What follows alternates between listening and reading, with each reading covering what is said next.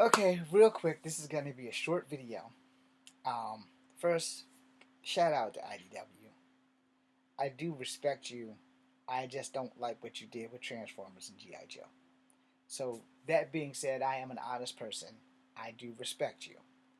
I do not own any IDW Transformers or G.I. Joes. I refuse to buy them because of what you guys did with Snake Eyes versus the Marvel version that I grew up with and remember and have one in this drawer. Um, in Marvel, for those who do not know, Snake Eyes actually could talk. He took a vow of silence. That's all you're going to get from that because this video is about IDW retconning G.I. Joe and Transformers. Alright? The IDW retcon of G.I. Joe, they changed a little bit of shit, so it wasn't that bad, but it was still not my G.I. Joe anymore.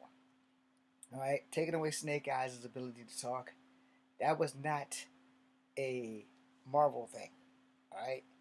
The cartoon, he also had taken a vow of silence. Never said his throat was cut by a storm shadow. That was some IDW shit. Alright? Leave it right there. Shout out to IDW. I do not like what you guys did with the Arashikage. I like the Marvel version better. But I don't work for IDW and I don't work for Marvel. And FYI, on a side note, the Arashikage could probably beat the dog shit out of the hand any day of the week for those who are old school G.I. Joe. The Marvel Arashikage and the Marvel hand never ever had conflict, which was a strange thing since they're ninjas. But for some reason, even though Transformers and G.I. Joe are in the same world, apparently the X-Men, G.I. Joe, and Transformers are not, but they're all in the Marvel Universe. So, if G.I. Joe was in the 616 and Transformers was in the 616, they should have bumped into the X-Men somewhere. But they didn't. So it's never really established what Earth G.I. Joe was on, apparently. Or I'm just behind the 8 ball. Moving on. The IDW retconning of Transformers is a complete overhaul CF. Which is why I never will ever, respectfully to you IDW, buy a Transformers book from IDW. Or anybody else who's gone with the IDW lore versus the Marvel Hasbro lore. See, in the Marvel Hasbro lore, it was the Quintessons that created the Autobots and Decepticons as worker robots. That somehow they lost control and the robots turned on their creator robot. Well, they turned on their creators, which was the Quintessons, and then they started turning on each other. And then the birth of the Decepticons and the birth of the Autobots. But you don't know who the hell made Megatron. You just know that Megatron was the new guy running around and fucking shit up. And then he met Orion Pax, aka Optimus Prime, and blew his ass to space dust.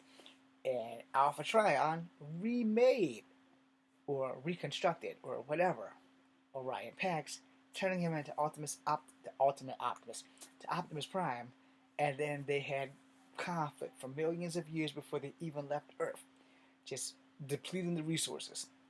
And then you have Omega Supreme, who was around before Optimus and Megatron, but they don't explain how his breed of robots died out. You see where we're going here?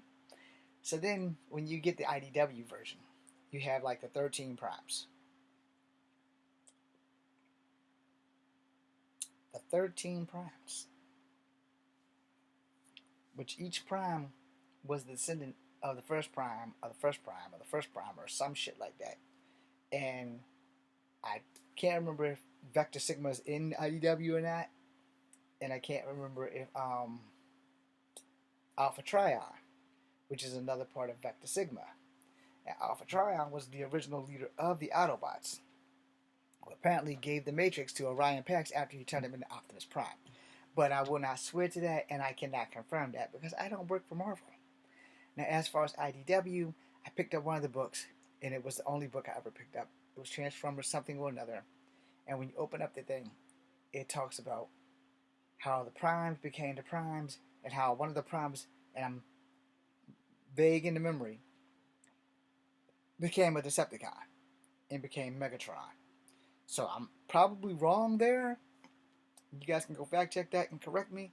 because I don't read IDW, but the retconning was about the primes. So all of the movies that have come out from the first Transformers, not the cartoon, but the first Transformers, the Michael Bay Transformers, all those things are IDW.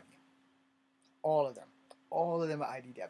Because they do talk about the primes. And a couple of the animated ones are also more than like the IDW or a Japanese version versus G1 all the way up to Headmasters, which was Marvel and Hasbro and Dig cartoon. So, anyway, because of that major league retconning, I stopped. I was like, nope, not gonna support Transformers, not gonna support G.I. Joe. I'll buy the action figures, but no, because that retconning ruined my entire thing about G.I. Joe and Transformers. Now I can tell you what happened. One day I went to go look for a G.I. Joe comic, and I was gonna buy it. And the guy running the store is like, yeah, we don't have G.I. Joe right now. It's like, why do you have G.I. Joe right now? They no longer are Marvel. I said, you got Transformers? They're no longer Marvel either. Which is this is one of the things that you kind of like look past it as a kid, and I was like about 15, 16, maybe 17 or 18. I was up in age. And I didn't have them. So I was like, okay, didn't pay attention. Went on and started getting all my X-Men and all that shit. X-Men, Guardians of the Galaxy, Spider-Man, everything with the teams that I read. No. Then I came back a couple of weeks later, or a year or so later, I can't really remember. I had G.I. Joe back. But it was IDW. And I'm like 5 books behind. And they start talking about Snake Eyes and how he got his throat cut. Well, Marvel solved that problem because Snake Eyes found out that it was Zartan who unalived Storm Shadow's uncle, Jinx's daddy. And Storm Shadow and Snake Eyes were pretty much on to who's going to save him first or get rid of Zartan. And I'm not sure if it was him, Cobra Commander's son Billy, or Storm Shadow. But one of them shot an arrow and hit Zartan in the throat. Because in the comic book they actually did kill people. So, Snake Eyes had face surgery, which is why he has blonde hair and scars. But he could talk. And after that is when he started talking. But prior to that, years in the comics, he's never said a fucking word. He's nodded or did some shit or, just like the cartoon. But he took a vow of silence. His throat was not cut by Tony Arashikage, or Tommy Arashikage. That's Storm Shadow's actual last name. Kim Arashikage, Tommy Arashikage. Right? Their dads were brothers or some shit like that. But anyway, doesn't fucking matter. The Arashikage clan from Marvel was way better than the Arashikage clan from DC. I mean, IDW. Anyway, because of that retconning, I stopped reading G.I. Joe and I stopped reading Transformers, which is pretty much the base of this video. Ignore the guy on the scary TV show behind me.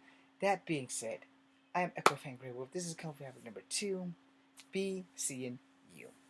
And I might film tomorrow. I might not. I'm not gonna swear to it. Thank you for watching.